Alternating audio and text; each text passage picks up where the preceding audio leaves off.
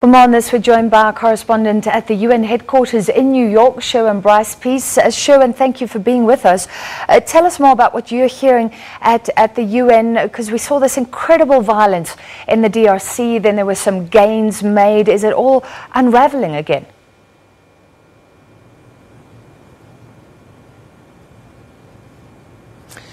Well, the DRC continues to be, as you well know, Francis, a going concern here at the United Nations. As we mentioned in that piece, this has now become a huge humanitarian concern for the United Nations. 4.5 million people internally displaced, some 4.2 million children who are acutely malnourished. We talk about the millions of refugees that have fled across the border into countries like Uganda.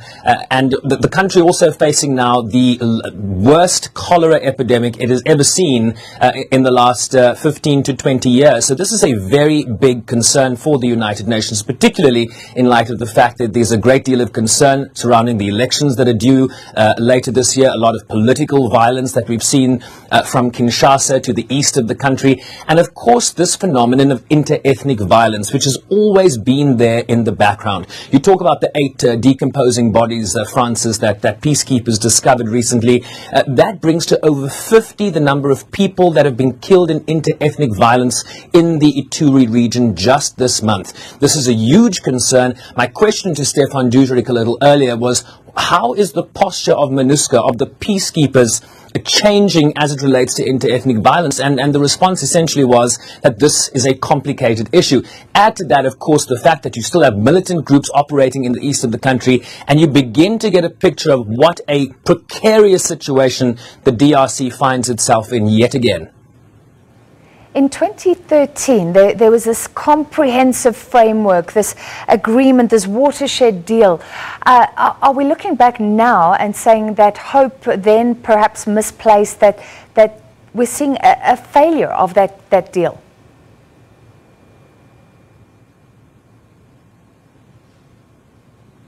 I would argue that hope is all that people had back then. Remember, this was a country that had been at war for a very long time. You had a lot of inter-ethnic violence. You also had the militaries of foreign governments intervening across the border in the DRC. And what that political framework did is to say everybody needs to butt out of the DRC's internal affairs. 11 regional leaders, including President Zuma at the time, went to Addis Ababa in Ethiopia to sign this agreement. It was hailed by then Secretary General Ban Ki-moon as a game changer for the country, both economically and on the political front. But if the facts speak for themselves, let them do just that. Remember the 15 Tanzanian peacekeepers, Francis, that were brutally killed in an ambush in December last year. Over 50 other troops in that peacekeeping mission affected. You have the political situation that is unraveling in terms of the incumbency of President Joseph Kabila, and of course this humanitarian concern. You also had those 2 UN investigators that were there to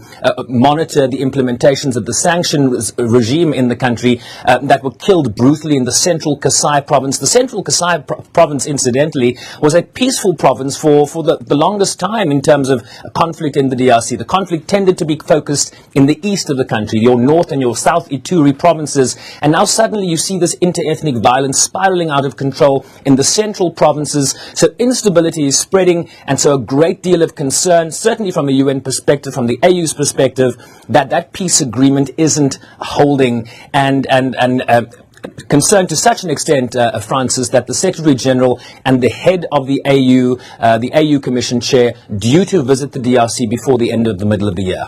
And is there a sense it could get even worse in the run-up to elections now declared for December?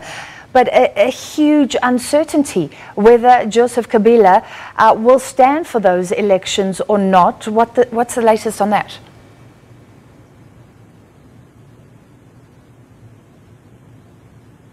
Well, nobody really knows. I saw news reports earlier this week, Francis, that the current Prime Minister of the DRC saying that President Joseph Kabila looks forward to handing over power come December. But the sense from UN officials, from humanitarian officials, is that he hasn't come out and said this directly. He's been asked at press conferences. He met with the US ambassador not so long ago, Nikki Haley, on a trip when she went there late last year. And this was a question that came up in those press conferences. Are you, Mr. President, running for re-election, or will you step down? And he's been quite evasive on this, and I think it's that uncertainty that is really confounding people watching this. They're very concerned that he hasn't been clear about this. In fact, I think we do have a clip from the humanitarian chief of the United Nations addressing the UN Security Council, Francis, on Monday this week. Let's listen to what he had to say.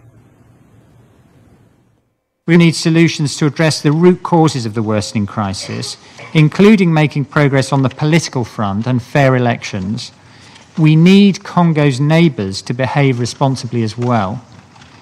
And while the violence persists, all parties must take steps to protect civilians and civilian infrastructure in line with their obligations under international humanitarian law and international human rights law.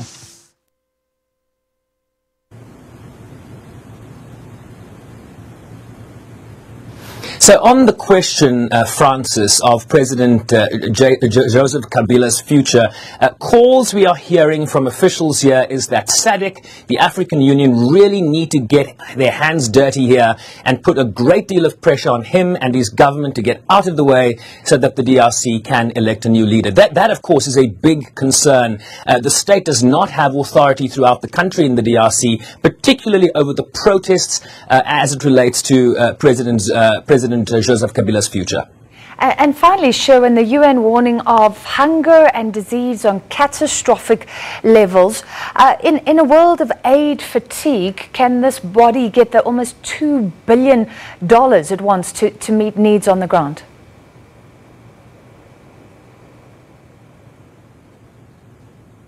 I think the short answer is probably no. As you mentioned, there's a great deal of donor fatigue. We talk about the peace agreement in 2013 that people really felt was going to be a game changer. And now they want $1.7 billion, which they're going to go to Geneva for to launch an appeal, a summit to raise funds for the humanitarian situation there on the 13th of April, which is next month.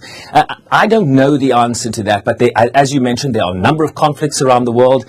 And what we have seen over the last decade is chronic underfunding for whatever humanitarian appeal the United Nations has put out, whether you're talking about Mali, whether you're talking about the Central African Republic, South Sudan, Burundi, the Democratic Republic of Congo, Syria, Yemen, and the list goes on. That's a lot of money you're asking for, and unfortunately, if we do not begin to see fundamental changes in the political posture of the DRC, in the humanitarian situation, I think that argument gets increasingly harder to make as time goes on. All right, so great to chat to you as always, although it sounds like things are dire in the DRC. Our correspondent at the UN, Sherwin Bryce-Pease.